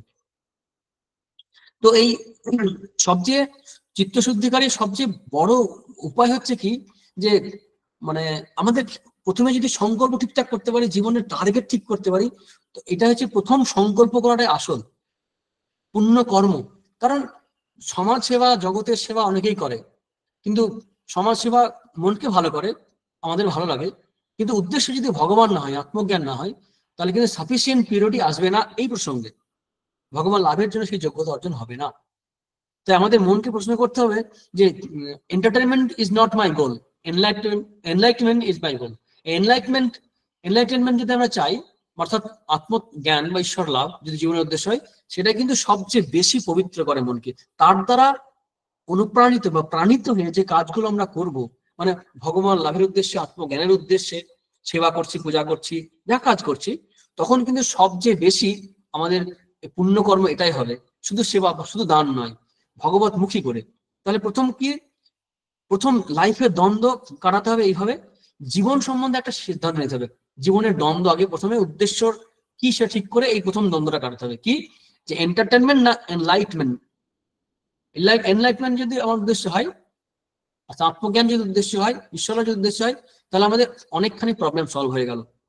এটা সেকেন্ড হচ্ছে কি, এবার কিভাবে যেটা লাভ করতে চাই তাই নিয়েও দ্বন্দ্ব হয়, উপায়, যোগ না ধ্যান, হিন্দু না মুসলমান, জৈন না খ্রিস্টান, সকালে না সন্ধ্যে, এই যে নানান রকম উপায় আছে, এই উপায়গুলো নিয়ে দ্বন্দ্ব হবে, সেটা আমাদের ঠিক করতে হবে। তারপরে কি, এই যে দ্বন্দ্ব, সে দ্বন্দ্বগুলো কি, যে সুখ দুঃখ, যেটা আমরা দ্বিতীয় অধ্যায়ে আমরা আলোচনা করেছি, শীতোষ্ণ সুখ দুঃখেশু, আমরা যে আমরা দেখেছি আমরা তিতিক্ষা কাকে বলে, তো সেই তিতিক্ষা প্র্যাকটিস করা, এই দ্বন্দ্ব থেকে মুক্ত হবে। এই সুকর্ম করতে করতে আমাদের মন যখন পবিত্র হয়ে যাবে, ইয়ে শান্ত অন্তর্গতং পাপং জনানং পুণ্য কর্মাং তে দ্বন্দ্ব নির্মুক্তা ভজন্তে মাং দৃঢ়ব্রতা, তখন দ্বন্দ্ব থেকে এবং মোহ থেকে মুক্ত হয়ে ভগবানকে দৃঢ়ভাবে ভজনা করবে। আসলে দৃঢ়ব্রত একটা শব্দ আছে, খুব ইম্পর্টেন্ট শব্দ। আমরা দৃঢ়ব্রত হতে পারি না, প্রতিজ্ঞা করি কিন্তু আবার ভেঙে ফেলি, সাধারণ জন্য কিন্তু খুবই ডিস্টার্বিং। মানে একটা পড়াশোনার ক্ষেত্রেও তাই। একটা ঘটনা, আমি দুটি ঘটনা বলবো, স্বামী সর্বপ্রিয়ানন্দজি বিশ্বরূপ মহারাজের কাছ থেকে শোনা। তো একবার উনি এক জায়গায় শাস্ত্র পাঠের জন্য গেছেন উত্তর ভারতে, উত্তরাখণ্ডে। তো সেখানে একজন জুনিয়র সন্ন্যাসী সাধু, তিনি শাস্ত্র পাঠ করতে করতে হঠাৎ তার তীর্থ দর্শন বাসনা হলো যে গঙ্গোত্রী, বদ্রীনাথ, কেদারনাথ এই জাতীয় জায়গায় ঘুরে আসবেন। তো তার আচার্য গুরুদেব বললেন যে এটা টেস্ট শেষ করো, করে যাবে। সে না, এখন যাবো। বোঝালো, তো বুঝলো না, তো চলে গেল। কিছুদিন পরে তাড়াতাড়ি ফিরে আসলো দর্শন না করে। ফিরে আসলে কেন? দেখে আসবে তো, কমপ্লিট করে আসবে। না, ল্যান্ডস্লাইড হচ্ছে, যাওয়া গেল না। দেখেছো? আরে ল্যান্ডস্লাইড হচ্ছে, তুমি তো সাধু মানুষ, তুমি হেঁটে যাবে, এদিক ওদিক করে যাবে, একটা সংকল্প করছো, পালন করো। সেই সংকল্প পালন করার দৃঢ়তা আমাদের মধ্যে নেই। শ্রীরামকৃষ্ণ বলতেন এরকম, মানে কলকাতার লোকেদের হুজুগে বলতে গিয়ে বলছেন যে এখানে মাটি খুললো জল পেলো না, আরেকটা জায়গায় মাটি খুললো পেলো না, সেইভাবে মানে ধীর স্থির নেই, অম্বল চাঙা করে চেকে চেকে বেড়াচ্ছে। এই দৃঢ়ব্রত থাকা এটা সম্ভব নয়। আর একটা খ্রিস্টান সাথে কথা মহারাজ বলেছিলেন, সর্বপ্রিয়ানন্দজি, যে এরকম একজন ক্যাথলিক মঙ্ক সম্ভবত, তো উনি বলছেন একজন মঠে মানে জয়েন করতে চায় মনাস্ট্রিতে। তো বলছেন তুমি কোর্স কমপ্লিট করো, 1 বছর আছে। তো তাড়াহুড়ো করে জয়েন করতে চাইছে। তুমি যদি এই একটা বছরের যে এনগেজমেন্ট বা অ্যাসেসমেন্ট, সেটা তুমি কমপ্লিট করতে পারছো না, সারা জীবন যেটা ম্যারাথনের মতো কাটাতে হবে, তুমি সারা জীবন কিভাবে কাটাবে একটা বিষয়, একটা সিদ্ধান্তকে, একটা বিষয়কে ধরে রাখা। তো এই যে দৃঢ়তা, ফোকাসড হওয়া, টু বি ফোকাসড, এইটা সাধারণ জীবনে খুবই প্রয়োজন, দৃঢ়তা। আমার নিজের ঘটনা মনে পড়ছে একটা, বলা যাবে, অসুবিধা নেই। আমি তখন গ্রাজুয়েশন যখন করছি, তখন কমপ্লিট না করে একদিন কথা প্রসঙ্গে একজন সিনিয়র সাধু, তিনি বর্তমানে এখন আমাদের ভাইস প্রেসিডেন্ট মহারাজ, তো উনি বললেন, প্রথমে ইচ্ছা ছিল যে মঠে যোগ দেবো না, পরিব্রাজক সন্ন্যাসী ঘুরে বেড়াবো। তিনি বললেন, কোথায় যাবি? স্বামী যে মঠ করেছেন আমাদের জন্য করেছেন, এখনকার যে পরিবেশ পরিস্থিতি, এখানে সুবিধা হবে। আর স্বামীজি বইতে পড়তাম, তখন গীতাও পড়তাম। তো মহারাজের সঙ্গে আলোচনা হয়, ভাব জমে যায়। তা বললেন, তুই কি তাহলে যোগদান করবি মঠে? হ্যাঁ করবো। তাহলে কর, তাহলে চলে আসি। না না না, এখনই কেন আসবি? তো পড়ছিস, তখন পড়া কমপ্লিট কর। পাশের কলেজে পড়তাম, বেলুর মঠে। তো তখন আমি বললাম, মহারাজ আর পরে কি হবে, দরকার নেই তো। না না, যেটা করছিস কমপ্লিট কর। কদিন আছে? মাস 3 বাকি আছে, টেস্ট পরীক্ষা হবে থার্ড ইয়ারে। তো উনি বললেন, দেখ, যেটা ধরেছিস সেটা শেষ করে আয়। শেষ করে আসলে কি হবে, এই যে একটা টেনাসিটি থাকবে, যে হাফ হার্টেড বা হাফ ডান ওয়ার্ক ছাড়তে নেই। এমন অবস্থা তো হয়নি যে না হলে চলবে না। যে মনের অবস্থা আছে ওটা কমপ্লিট করতে পারি, কমপ্লিটটা কর, মনে একটা জোর আসবে, খুব ভালো হবে, নিষ্ঠার সঙ্গে আরো ভালো করে পড়ে আরো ভালো রেজাল্ট করে বেরিয়ে আয়। ঠাকুরের ইচ্ছা, ঠাকুরের কৃপায়, মহারাজের আশীর্বাদে সেটা হয়েছিল। তো এই যে যেটা বলতে চাইছিলাম, যে আমাদের ওই যে অম্বল চাকা করে না চাকা বা টেনাসিটি না থাকা, এটা না, একদম দৃঢ়ভাবে ধরে তাকে এগিয়ে চলা। আর সেই এগিয়ে চলা বা ধরার ক্ষেত্রে, সাধনার ক্ষেত্রে ভগবানকে আশ্রয় করেই আমাদের এগিয়ে যেতে হবে। যারা আমার নবক্ষায় মামাশ্রিত যতন্তি যে এ ব্রহ্মতাদ বিদু কৃষ্ণমত কর্ম অধ্যাত্মন কর্ম চাখিলাম। পরের শ্লোক কি বলছেন, যে যারা মরণ মুক্ষায় মামাশ্রিত যতন্তি যে, ভগবানকে আশ্রয় করে সাধনা কথা বলছেন। কারণ জরা মরণ হচ্ছে আমাদের খুব কষ্ট দেয় আমাদের জীবনে। মৃত্যু তো ঠিক আছে, কিন্তু অসুস্থ হয়ে বা বয়স্ক হয়ে যখন আমরা কাটাই, হেল্পলেস অবস্থা হয়, তখন এই থেকে মুক্তি পাওয়ার জন্য ভগবান বলছেন যে জরা মরণ মোক্ষায় মামাশ্রিত যতন্তি যে তে ব্রহ্মতৎ বিদু ইত্যাদি করে বলছেন। পরে যে শ্লোকটা বলবেন একসঙ্গে, এগুলো দ্বিতীয় অধ্যায়ে অর্জুন প্রশ্ন করবেন, না অষ্টম অধ্যায়, এর পরের অধ্যায় আর কি, সেই কারণে এটা আমরা আলোচনা এখন যাবো না। পরের শ্লোকে বলছেন, সাধিভূতাদি দৈবং মাং সাধি যজ্ঞং চায় বিদু প্রয়াণ কালে পি চমাং তে বিদুর যুক্ত চেতস। এই অধিভূত, অধিযোগ্য এবং মৃত্যুর পরে কি গতি হয়, মৃত্যুকালে কিভাবে আমাদের ভগবানের চিন্তা করা উচিত, কিভাবে ভগবানকে পাওয়া যাবে, সেটা বলছেন, সেগুলো বলবেন অষ্টম অধ্যায়ে। এটা অর্জুন প্রশ্নই করবেন, সেই কারণে এই আলোচনায় আমরা যাচ্ছি না। শ্রীধর স্বামীর টিকাতে সেভাবেই শেষ করেছেন। কিন্তু খুব ইম্পর্টেন্ট জায়গা এখানে আমরা পেলাম, যে এই ভগবানকে আশ্রয় করে সাধনা করা। প্রথম শ্লোকে আমরা পেয়েছি, একদম এই অধ্যায়ের প্রথম শ্লোক, মাইয়া শক্ত মনা পার্থ যোগং যঞ্জন মদাশ্রয়। আমরা যে যোগ বা সাধনা করব, তা ভগবানকে আশ্রয় করেই করব। এখানেও আমরা শেষের দিকে প্রায় এখানে এসে একই শ্লোক বলছেন, মামা সিদ্ধে যতন্তি, অর্থাৎ ভগবানকে আশ্রয় করে, ভগবানের উপর নির্ভর করে সাধনা করা। কারণ আমরা অনেক সময় অনেক কিছু পারবো না, অনেক কিছু হবে না আমাদের দ্বারা। যা পেয়েছি, যতটুকু পেয়েছি, ওইটুকুই অবলম্বন আমাদের। হয়তো দীক্ষা হয়েছে, নাম পেয়েছি, সে নামটাকে ধরে থাকা, বা আমি একটা কোনো জায়গায় কাজ করছি, চাকরি বাকরি হোক, সেটাকেই সেবা হিসেবে গ্রহণ করা এবং তার মধ্যে ভগবানের মন দেওয়া, এবং আমার মনে যে সামর্থ্য আছে সেই সামর্থ্যকে কাজে লাগিয়ে চলা। তো ভগবানকে আশ্রয় করে, ভগবানের উপর নির্ভর করে সাধনা করা। কারণ এতে কি হয়, সাধনার অহংকার একটা হয়, সেই অহংকারটা হবে না। আমাদের ভয় ধারণা কি হয়, যে ভগবানকে আমরা সাধন করে লাভ করব। ভগবান সাধন লভ্য নন। কেন নন? সাধনার দ্বারা আমার মন শুদ্ধ হবে। যদি সাধনার দ্বারা লভ্য হয়ে যান, তাহলে তো ব্যবসার মতো হয়ে গেল, যে এতটুকু সাধন করলাম, ভগবান এই সময় পাওয়া গেল। আনকন্ডিশনাল যিনি, যিনি কার্যকারণের অতীত, তাকে আমরা একটা কারণাধীন কি করে করবো, যে এই করেছি বলে তিনি আসবেন আমার কাছে? না, তিনি আমাকে দর্শন দেবেন, কৃপা করেই দর্শন দেবেন। আমি তার নাম না করে, তার চিন্তা না করে, তার কাজ না করে, তার সেবা না করে, তার পূজা না করে, তার চিন্তা করে থাকতে পারছি না, তাই আমি চিন্তা করছি। শ্রীরামকৃষ্ণের উদাহরণ আছে, ওই যে পাখি মাছ তুলে বসতে চেষ্টা, যখন লাস্টে বসে, এদিক ওদিক গিয়ে যখন রাস্তা পেল না, লাস্টে মাছ লেসে সে নির্ভয় হলো আর কি। তেমনি আমাদের সাধনার দ্বারা নিজেদেরকে ক্লান্ত করা, এবং ভগবানকে যেহেতু ভালোবাসি, তাই ভগবানের চিন্তা করব। তিনি তার ইচ্ছা মতো তিনি তখন দেখা দেবেন, কৃপা করবেন। কারণ আমি তাকে চিন্তা না করে, তার বিষয়ে চিন্তা না করে থাকতে পারি না। তাকেই তো চাই, আর কিছু চাই না। তোর অপশন নেই জীবনে। যদি অপশন থাকতো, তখন এটা করে তাড়াতাড়ি অন্য কিছু করার চেষ্টা থাকতো।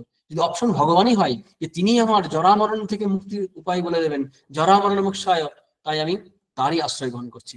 এই মোটামুটি আমরা বলেছিলাম ষষ্ঠ অধ্যায় থেকে ভগবত তত্ত্ব আলোচনা শুরু হচ্ছে, একদম ফুল ফ্লেজেড চালু হয়ে গেছে। ও 8টা 10 হয়ে গেছে না? তো এই পরের যে দুটি শ্লোক আছে, এই শ্লোক মানে 1.5খানা শ্লোক বলতে গেলে, এইটার প্রশ্ন অর্জুন নিজে করবেন, পরে আমরা পাবো। এই অধ্যায়ে আমরা মোটামুটি শেষই করে দিয়ে আছে অধ্যায়টা, আলোচনা একটুকু। এই অধ্যায়ে আমরা পেলাম ভগবান বলছেন যে যে আমার সব তত্ত্ব কি, সেখানে পরা অপরা প্রকৃতির কথা বললেন। সেখানে পরা অপরা প্রকৃতির কথা বিস্তৃত আলোচনা করলেন, বলার পরে বলেছেন, তারপরে মায়ার কথা বললেন, যেগুলো আগের ক্লাসে আমরা আলোচনা করেছি। তারপর ভজনা যারা করে না এবং যারা ভজনা করেন, সেরকম 4 রকম ভক্তের কথা, সাধারণ দেবতাদের উপাসনা কারা করেন বাসনার দ্বারা তাড়িত হয়ে, তাদের আলোচনা আছে। এসব করে আজকে যে ক্লাসে আমরা আলোচনা করলাম যে কেন ভগবানকে সবাই জানতে পারে না, জানতে চায় না, এবং জানতে গেলে কি করতে হবে, ইচ্ছাদেশ থেকে মুক্ত হতে হবে, তার জন্য যে সাধনা করতে হবে, সে ভগবানকে আশ্রয় করে করতে হবে। এইগুলো মোটামুটি এই অধ্যায়ের আমাদের আলোচ্য বিষয়। মোটামুটি আমাদের আলোচনা এখানেই শেষ করছি। যদি প্রশ্ন থাকে একটু হোক নাকি? অর্পিতা কে আছে? হ্যাঁ মহারাজ, হ্যাঁ তাহলে আমি পরের প্রসঙ্গে যাচ্ছি। কারোর যদি কিছু প্রশ্ন থাকে, জিজ্ঞাসা থাকে আজকে, তাহলে সেটা করতে পারেন।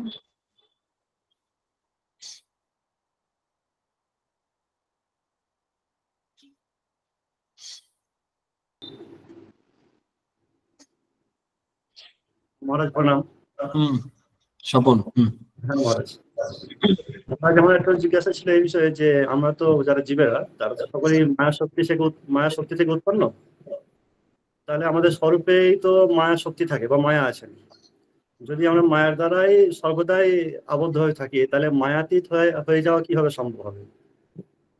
হ্যাঁ, কিন্তু মায়াবদ্ধ আমরা। হ্যাঁ, কিন্তু এই বোধটা আমাদের নেই তো।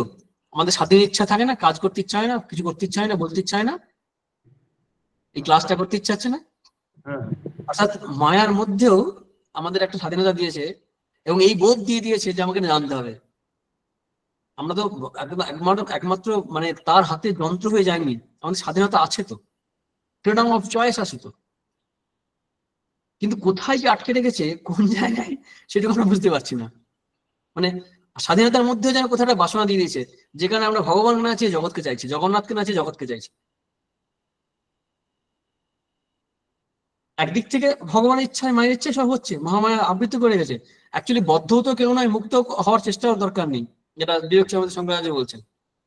কিন্তু এর মধ্যেই এই যে লুকোচুরি খেলার মতো, যতক্ষণ পর্যন্ত আমরা বদ্ধ বোধ করছি, তখন মুক্তির চেষ্টা আছে। যদি বদ্ধ বোধ না করি, তার মুক্ত হওয়ার চেষ্টারও দরকার নেই। সত্যি কথা, যদি এই মুহূর্তে এক্ষুনি আমরা মনকে বলতে পারি যে আমার দেহ মন কোনো কিছুর মতো আসক্তি নেই, আমি সচ্চিদানন্দ স্বরূপ, ব্যাস, তাহলে হয়ে যেতে পারে।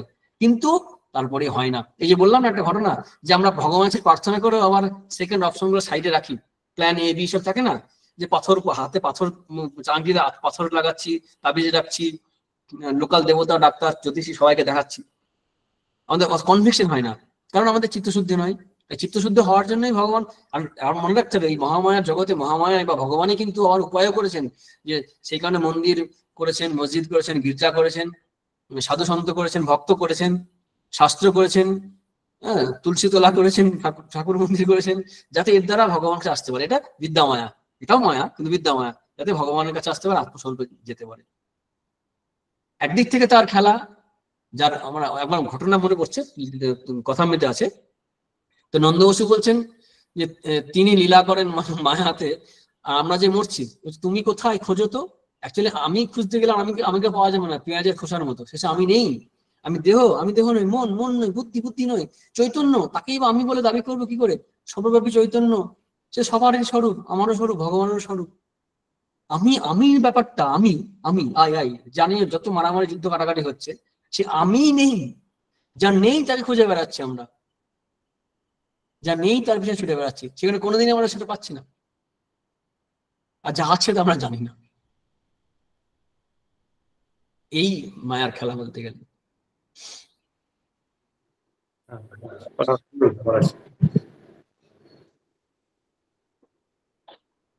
মহারাজ, আমার নিজের একটু প্রশ্ন আছে আজকে, জিজ্ঞাসায়, যে এখানে আমরা আজকে যে শোনা মানে স্বাভাবিকভাবেই আমরা সাধারণ মানুষের মধ্যে তো দেবতা আর ভগবান দুটো আলাদা বলে আমরা অনুভব করতে পারি না, যেটা আজকের আলোচনা থেকেও আমরা জানছি।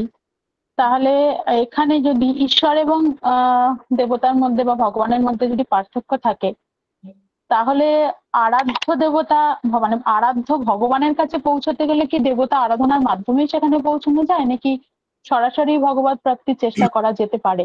আর একটা কথা বলি, যে এই যে আমরা যে লক্ষ্মী পূজা করি, গণেশ পূজা করি, এদের দ্বারা হবে, কিন্তু সেখানে আমার ভাবনা বদলাতে হবে। সাধারণ ভাবনা আলাদা, মানে ভাবনায় তো আমার মানে আমি তো আমার দেবতা তৈরি করি, তাই না? একটা ঘটনা আছে খুব সুন্দর, তুলসীদাসের কাহিনী। তুলসীদাস কাহিনীতে এরকম আছে, কোনো এক সাধক, সম্ভবত মনু হবে, শতরূপা মনু কাহিনী আছে না, মনু। তো তিনি ভগবানের আরাধনা করছেন, যে ভগবান কি রকম জানা যাচ্ছে না। সাধক খুব ব্যাকুলে প্রার্থনা করছেন যে তিনি সাকার না নিরাকার, বা কি রূপ তার জানতে হবে, কি তার স্বরূপ। তো তখন ভগবানকে বলছেন যে, ভগবান তখন আকাশবাণী হচ্ছে যে তুমি কি রূপে আমাকে দেখতে চাও? বলছে আপনি আপনার স্বরূপে আসুন। বলছে আমার কোনো স্বরূপ নেই, ভক্ত যেভাবে চায় আমি সেভাবে আসি। তখন মনু ভক্ত বুদ্ধিমান সাধক, তিনি বললেন যে প্রভু, শিব যেভাবে আপনাকে কামনা করেন, ধ্যান করেন, এবং কাকভূষণ দিয়ে আপনাকে যেভাবে ধ্যান করেন, ভাবনা করেন, সেভাবে আসুন। একসঙ্গে দুটো জুড়ে দিল, অর্থাৎ সাকার এবং নিরাকার দুভাবে।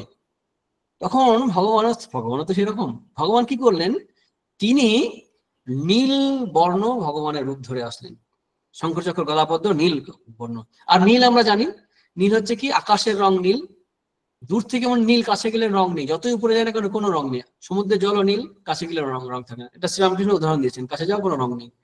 তেমনি ভগবান ভক্তের অনুসারে তিনি তার রূপ গ্রহণ করেন, যে কামনা করে সেই দেবতার রূপ ধরে আসছেন, যে দেবতার রূপ ধরে আসছেন। তো আমরা পাথরের দ্বারাই মুক্তি লাভ হতে পারি, যদি আমার সেই ভাবনা থাকে যে পাথরের মধ্যে যে দেবতা আছেন তিনি সর্বব্যাপী, ভক্তি মুক্তি দানকারী, সৃষ্টি স্থিতি প্রলয়কারী, এই বুদ্ধিতেই করা যাবে। কিন্তু সাধারণত কি হয়, সৃষ্টজন বা আচার্য বা পরম্পরা অনুসারে আমাদের পঞ্চদেবতার কথা বলা হয়, যেটা সংগ্রাহী বলেছেন, যে শাক্ত, বৈষ্ণব, গণপতি শিব, গণপত্য, সৌর, এরা মোটামুটি আমাদের ঈশ্বর হিসেবে ধরে নিই আমরা, মানে এদেরকে। এবং যুগে যুগে বিষ্ণু অংশে জন্ম অবতার যারা আছেন তাদেরকে সাধারণত অবতার হিসেবে গ্রহণ করে আমরা তাদের উপাসনা করি, পূজা করি। হিন্দু ধর্মের কথা বলছি। তো সেইভাবে আমরা ভগবানের কাছে গিয়ে শরণ নিতে পারি, প্রার্থনা করতে পারি, এবং নানান উপায় আছে ভগবান ভক্তি করার, গান আছে, ভজন আছে, দীক্ষা মন্ত্র আছে, এইভাবে আমরা যেতে পারি। কিন্তু তাহলে জানবো কি করে? এইভাবে জানতে হবে, সাধুসঙ্গ, সৎসঙ্গ, ভক্ত সঙ্গ, শাস্ত্রগ্রন্থ পাঠ। যেমন গীতার ক্লাস করে আমরা জানতে পারছি যে দেবতাকে বলা হচ্ছে ভক্তি দিতে পারছে না, ভগবান নিজে দিচ্ছেন শ্রীকৃষ্ণ অবতারে, সেটা বললেন। ঠিক আছে? হ্যাঁ মহারাজ, আমরা কি আজকে আর কোনো প্রশ্ন তুলতে পারি? সময় আমাদের কাছে আছে? হ্যাঁ, আর একটা হোক, আর দু একটা হতে পারে। আচ্ছা, কারোর যদি আরো কিছু প্রশ্ন জিজ্ঞাসা থাকে জিজ্ঞাসা করতে পারি।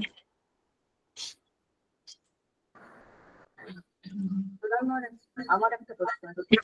হ্যাঁ, প্রশ্নটা হলো যে রত্নাকরের জীবনে বাল্মীকি হওয়ার আগে যা কাজ করেছিলেন কোনটাই তো প্রশংসনীয় নয়, যেভাবে ঠিক আছে কৃপা পেলেন। এবার তাহলে এটা মানে আমরা কিভাবে ব্যাখ্যা করব? ভগবান পরবর্তী, আমি উত্তর দিই এবার। হ্যাঁ নিশ্চয়ই উত্তর দেওয়ার চেষ্টা করি। যে ভগবান গীতাতেই বলবেন, এই পরের অধ্যায়ে আমরা পাবো, অপিচেত সুদুরাচার ভজতে মাম অনন্য ভাগ সাধুর এব সম্মন্তব্য সম্যক ব্যবহৃত। মানে অত্যন্ত সুদুরাচার ব্যক্তি, তিনি যে মুহূর্তে একটা সৎসংকল্প করে সাধনায় নামলেন, তাকে সাধুর এব সম্মন্তব্য, তাকে সৎ হিসেবে গ্রহণ করতে হবে। প্রথমত কুকর্ম করে ভগবান শরণ নেওয়া যাবে না, প্রথমে কর্ম ত্যাগ করতে হবে। রত্নাকর সব ত্যাগ করলেন। যখন এই সেই নারদের কাহিনী আছে, তোমার পাপের ভাগই কে নেবেন, বাড়িতে গিয়ে বললেন না, তোমার পুণ্যের ভাগ নিতে পারে। স্ত্রী বলছেন, বাবা মা বলছেন তুমি আমাদের খাওয়াবে দাওয়াবে, কিন্তু তোমার দায়িত্ব আমরা কেন নেবো বলো বাবা, তোমার পুণ্যের দায়িত্ব আমরা নিতে পারবো না।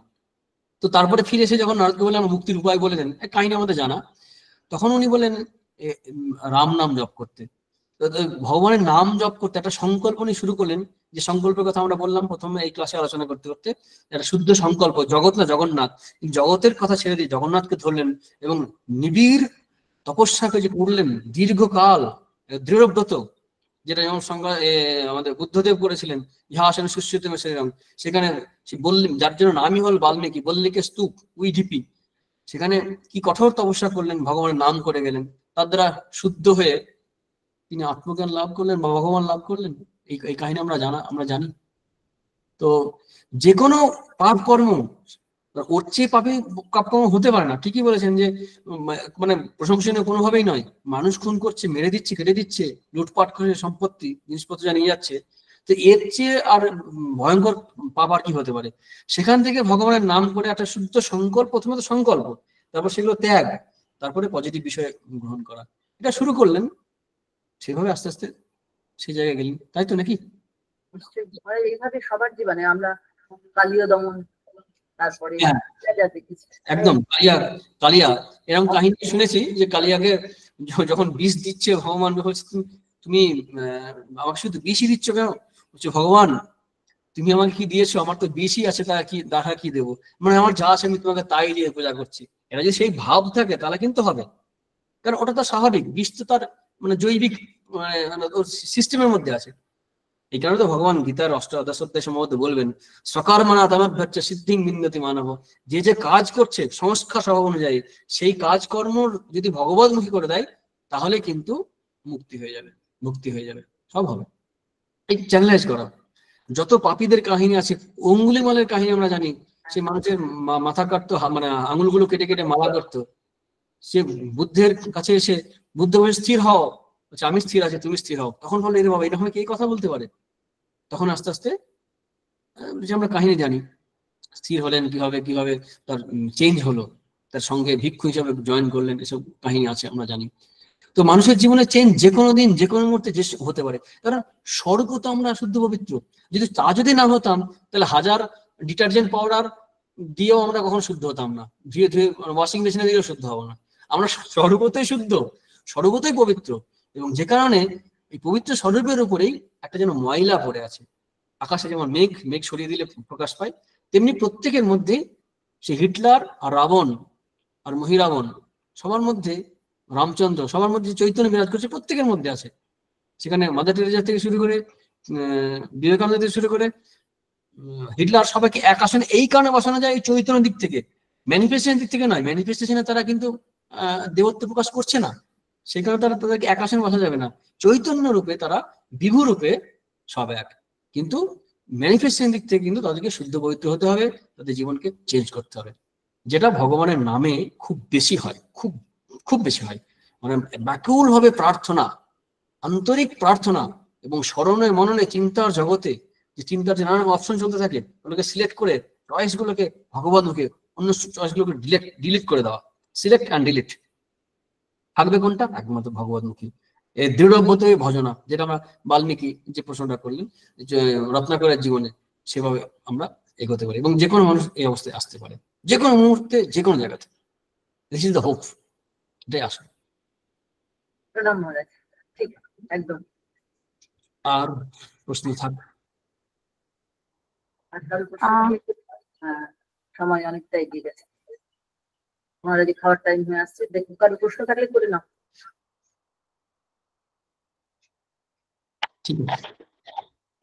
আচ্ছা, তাহলে বিগত 3 সপ্তাহের মোটামুটি ক্লাসে আমরা সপ্তম অধ্যায় শেষে এসে উপস্থিত হয়েছি। মহারাজের বিস্তৃত আলোচনার সংক্ষিপ্তকরণ করার মতন সামর্থ্য আমার নেই, কিন্তু আমরা মোটামুটি সপ্তম অধ্যায়ের আলোচনা থেকে যেটা বুঝতে পারলাম সেটা হচ্ছে মূলত পরমেশ্বরের স্বরূপ এবং কিভাবে সেই ভগবত প্রাপ্তি হতে পারে তার একটা উপায় নির্দেশ। তো আজকের ক্লাস থেকে আমরা মহারাজের অনুপম আলোচনা থেকে সেগুলো কিছুটা প্রশ্ন নিশ্চয়ই আমাদের সমাধান হয়েছে। আশা করি চর্চা করলে আরো বেশি আমরা এই গভীর তত্ত্বে পৌঁছতে পারবো। সকলকে আমার কৃতজ্ঞতা এবং শ্রদ্ধা জানিয়ে এবং মহারাজকে আমার সশ্রদ্ধ প্রণাম জানিয়ে আজকের ক্লাস শেষ করার জন্য অনুরোধ জানাচ্ছি। ওম শান্তি শান্তি শান্তি। হরি ওম তৎসৎ।